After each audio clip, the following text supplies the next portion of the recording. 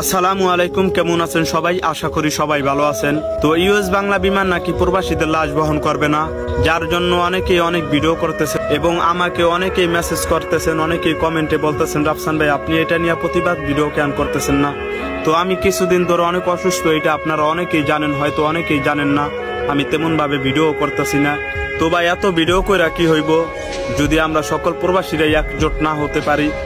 তো আমি সকল প্রবাসী ভাইদেরকে অনুরোধ করে বলবো, ভাই আপনারা যে দেশে থাকেন না কেন, যদি আপনারা আমার এই ভিডিওটা দেখে থাকেন, ভাই আপনার হাতে পায়ে ধরি, যদি প্রবাসীদের প্রতি একটু যারা আপনাদের ভালোবাসা থাকে, যদিও আপনি প্রবাসী হন, তারপরও ভাই আপনাকে বলতেছি, আপনাকে এত বোঝানোর কোনো দরকার নাই। আপনি যেহেতু প্রবাসী, প্রবাসীদের কষ্টটা বুঝবেন। ভাই যদি 10 টাকার জায়গায় 20 টাকাও যায়, তারপরও আপনারা ইউএস বাংলা বিমানের টিকিট কাটবেন না।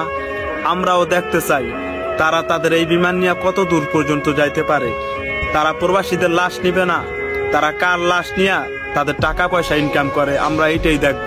যেহেতু তারা প্রবাসীদের লাশ নিতে পারবে না, তাহলে তাদের বিমানে আমাদের যাওয়ার কোনো ইচ্ছা নাই।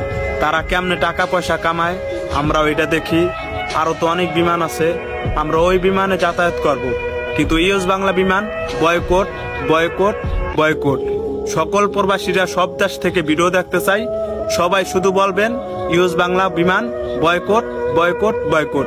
সারা নেট দুনিয়ায় যেন ভাইরাল হয়ে যায়, সারা বাংলাদেশে যেন খবর হয়ে যায় ইউএস বাংলা বিমান বয়কট, বয়কট, বয়কট। ভালো থাকবেন সবাই।